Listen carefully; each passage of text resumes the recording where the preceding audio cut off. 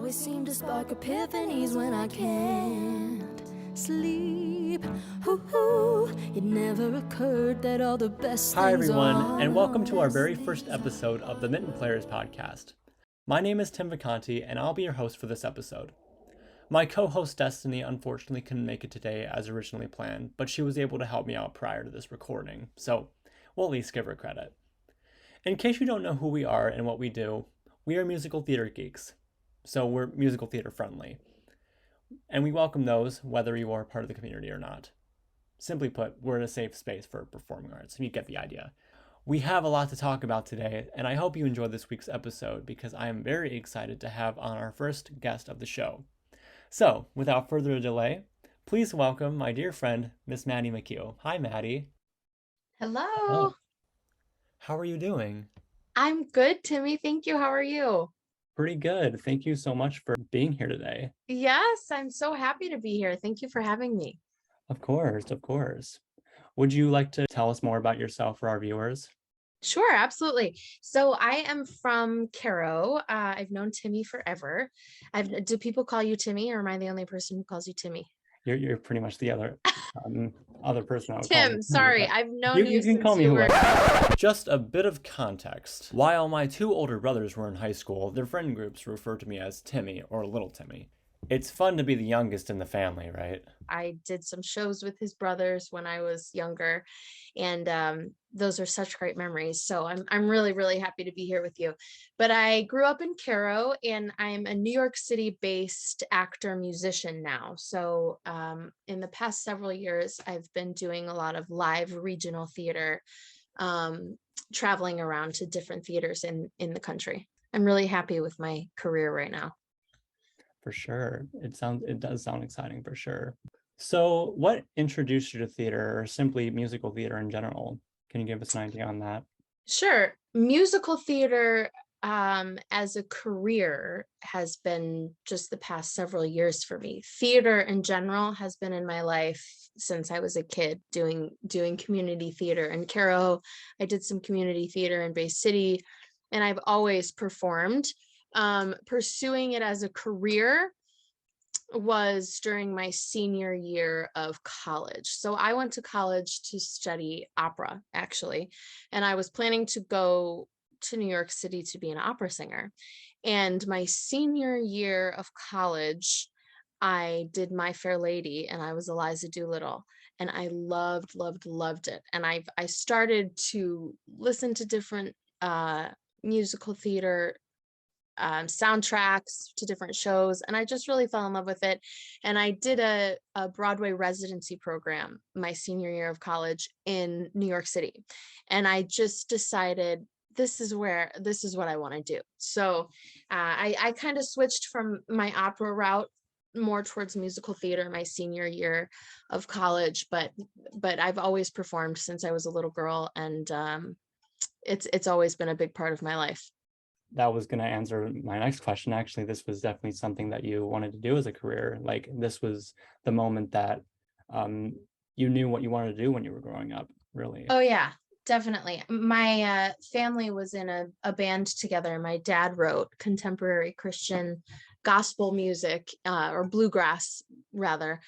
And I was 12 when we started performing there, and I sang in church when I was 7. So I always knew that I wanted to sing. I didn't know that I wanted to do theater forever. I've sung since I was 7. So I've always known for sure I'm going to be a singer. In what arena, I didn't necessarily know that I was going to go to New York City or that I was going to focus on musical theater. But as an art, I've always known that I was going to be an artist. So you graduated from Saginaw Valley, correct? I did, yes.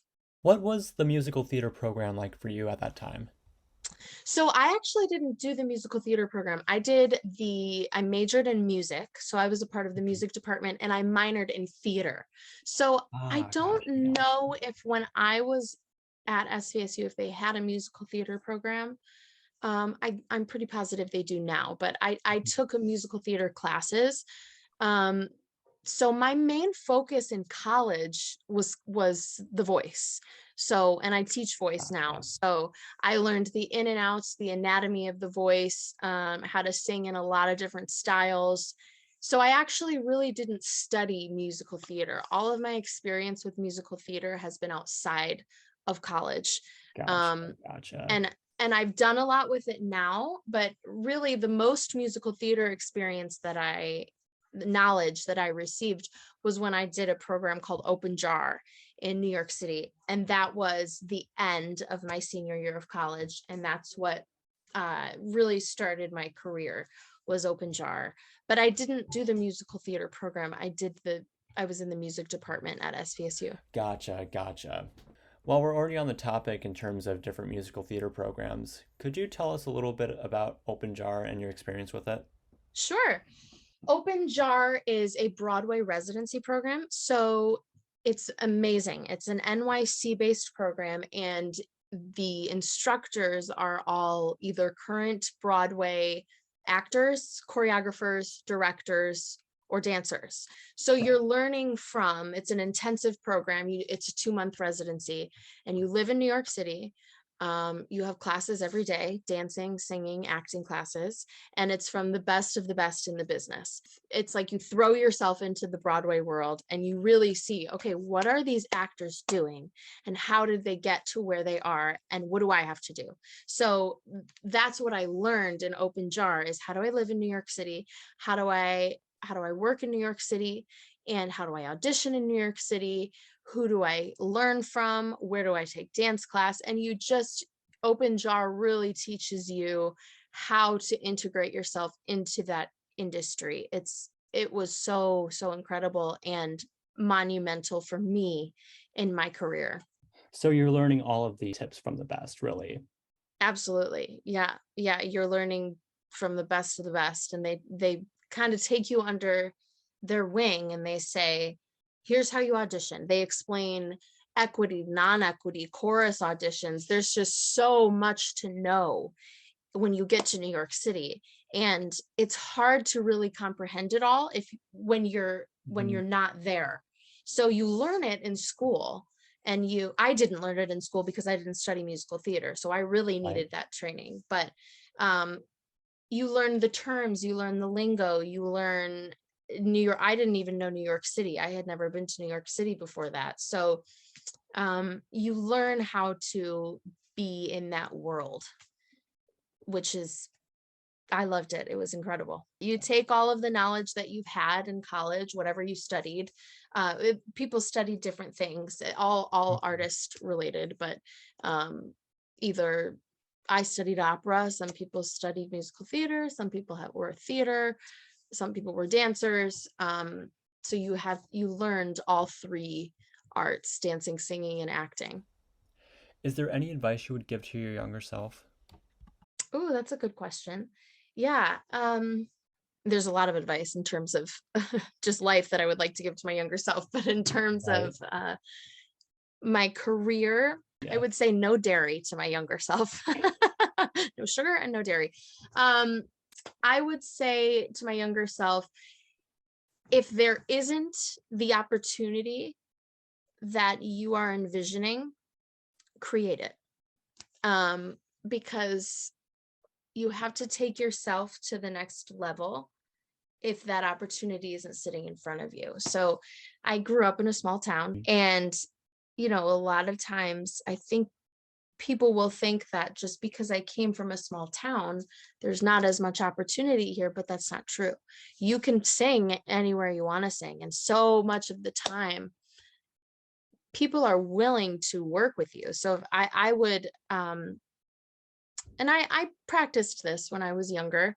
I would, for instance, at SVSU, if I thought they did a production of Grapes of Wrath, which is not a musical, and I thought that would be so cool if there was music.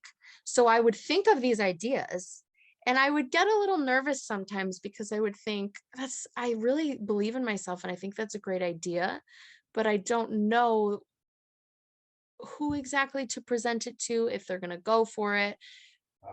But I usually would go for it. I would tell my younger self, always go for it. What's the worst thing that could happen? Somebody could say, no, I don't like your idea. not going to happen. Okay. It never hurts to think outside the box on terms of Yeah, that, really. exactly. So I went to the theater department and I said, I know that I'm not a theater major. I know I'm a music major, but I saw that you're doing Grapes of Wrath. I think I could add some music to make it just a different vibe. And they loved it. They said, okay, let's do it. And it was part of my curriculum then. So most of the time, and same thing in Caro, so many times throughout high school, throughout college, I would think, it'd be really cool if I had my guitar and a sound system on the courthouse lawn or at the farmer's market or wherever. And most of the time, when you find the right people to talk to, people are on board. So to my younger self, trust your gut, trust your artistic intuition, because it's right. There's not a right or wrong answer to art. If you are an artist and you really believe in yourself and you think that would be so cool if that could happen, just make it happen. You find the right people to talk to, work with them, explain your idea, and it'll come to life. So always trust your artistic intuition. What have been some of your highlights throughout your theater journey so far? Well, that's a good question too. I loved My Fair Lady. My Fair Lady was a big turning point for me. That was at Bay City Players in Bay City. It was directed by Leeds Bird, who is absolutely incredible, and Kevin Cole was music director. And it was a turning point for me because that was the first time in my adult life that I had a lead role, and it was pretty challenging. So I did it and I loved it. So that was a big turning point for me in my confidence in musical theater too, because my whole life, my whole upbringing, I sang country music, contemporary Christian music, folk, and pop. So that was my wheelhouse. That was my comfort zone. Musical theater was not really. I could sing it, and I would never say no to singing musical theater, but I didn't really know musical theater at that time. So it was it was a little scary. It was like, you have the lead role in My Fair Lady, but that was the first big role that I had. So that changed a lot for me. And right after that, I got accepted into Open Jar, and then my career started, my musical theater career. So that's a big highlight is My Fair Lady. Would you mind giving us an insight on your band McHugh Girl and how that's going? Yeah, definitely. So McHugh Girl is a band that my sister Mackenzie and I started, and it's all original music. She writes the music. She's an incredible songwriter. And we started that, let's see, 2020. I think it was 2020, either 2019 or 2020.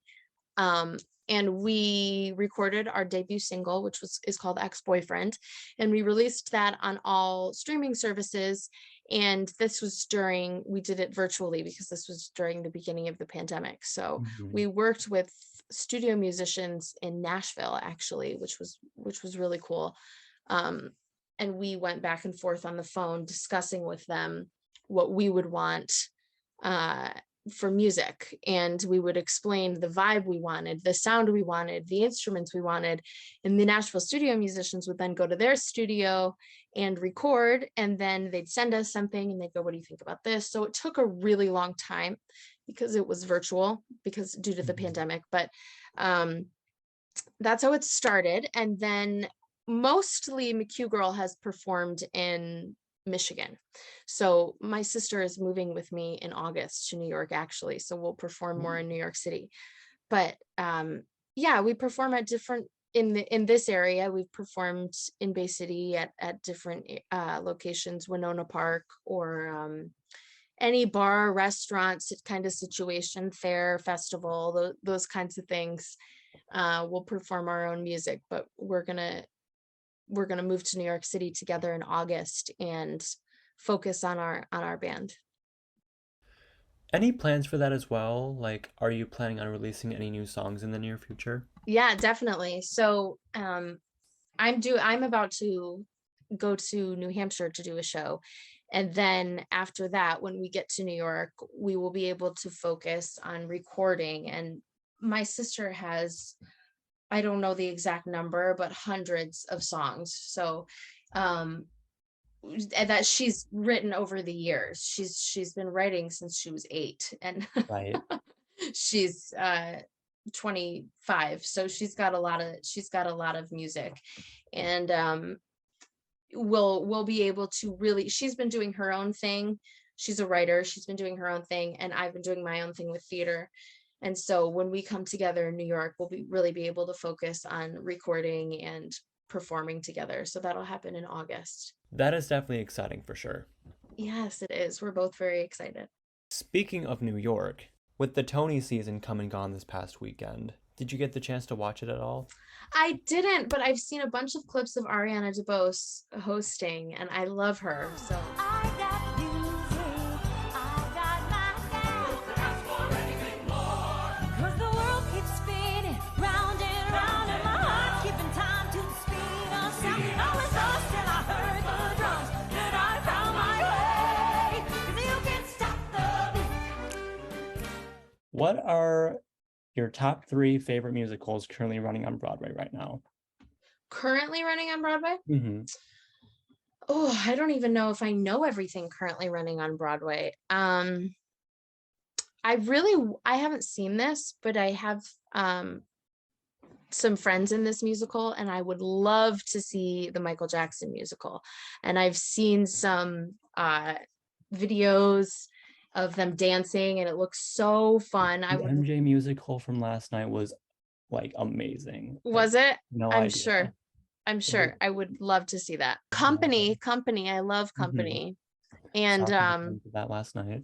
Mm-hmm.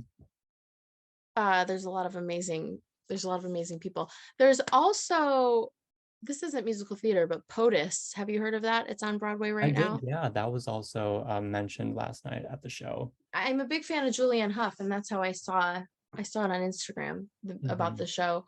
But I had a friend who just went to see that show, and they said it was so empowering, and they were just really uplifted after seeing that show. So I would love to see that one.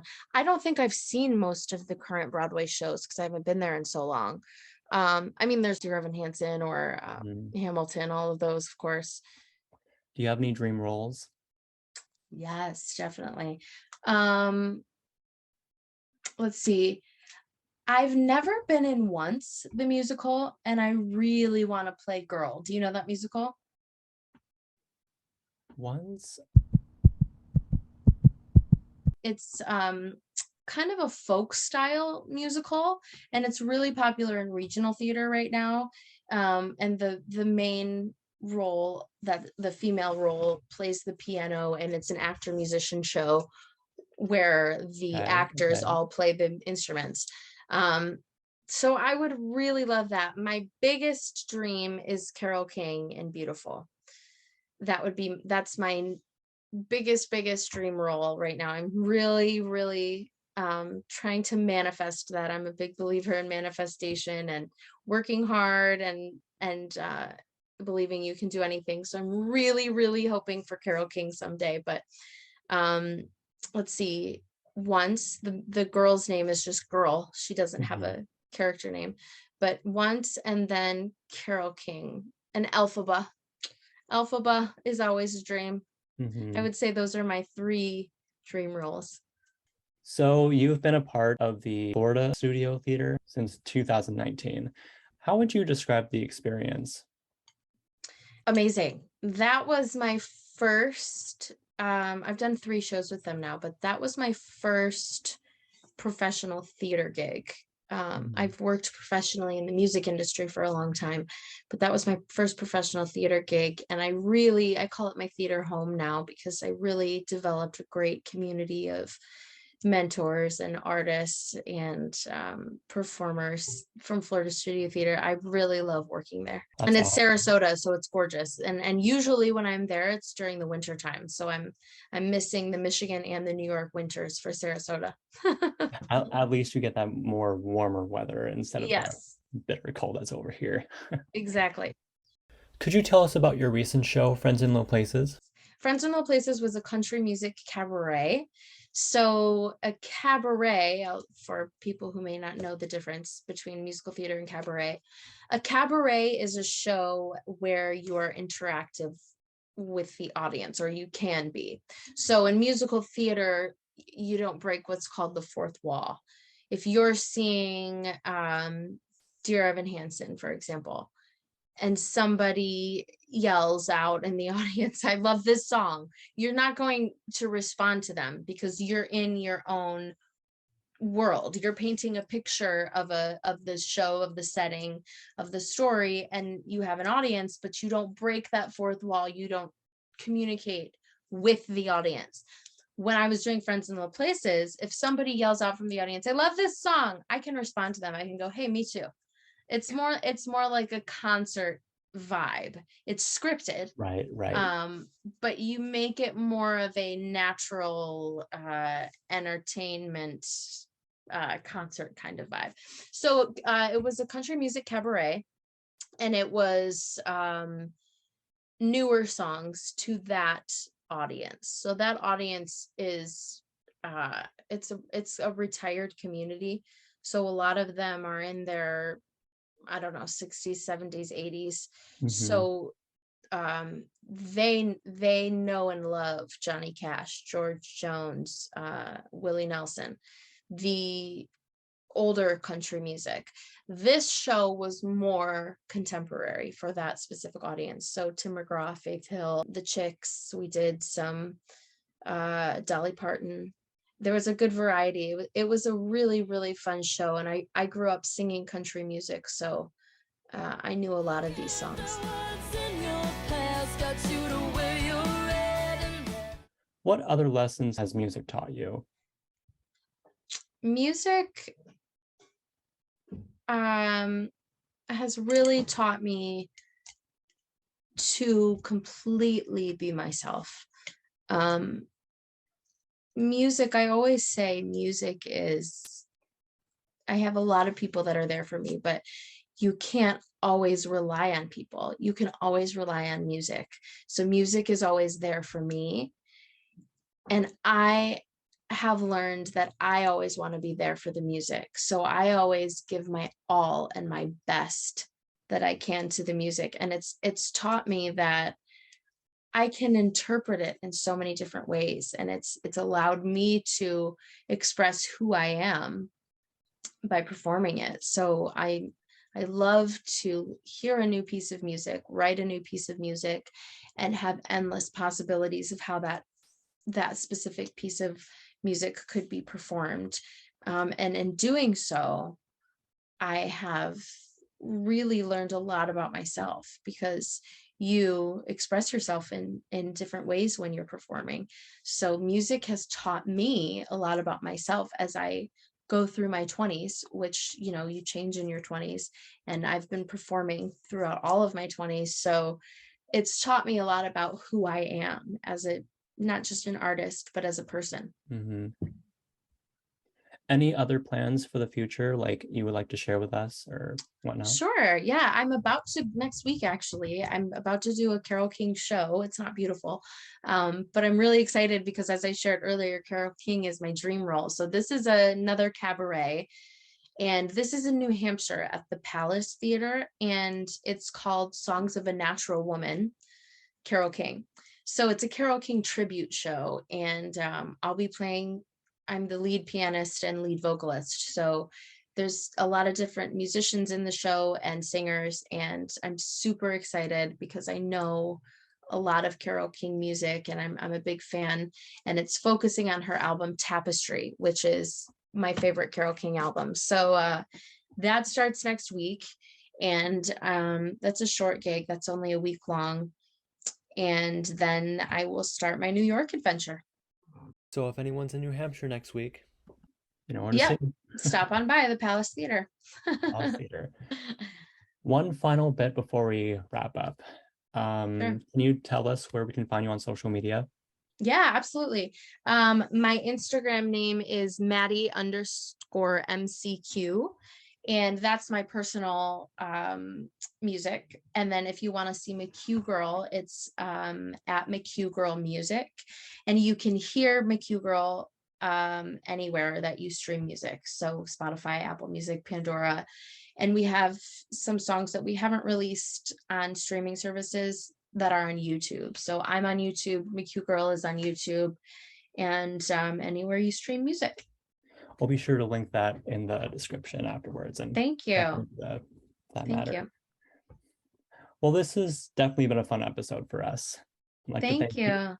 For sure. Thank you. Yeah, thanks for having me. I had fun too. Of course, for joining us on this episode, and for all of our viewers watching this as well. If you guys enjoyed it, please subscribe to the channel and follow us on Instagram. Follow Maddie as well. We do have a lot of exciting episodes coming up in the coming weeks, so we hope you look forward to that as well. So we like to thank you guys so much for listening, and we will see you again on our next episode. Bye, everybody. The century, just a baby, haven't even met me yet. So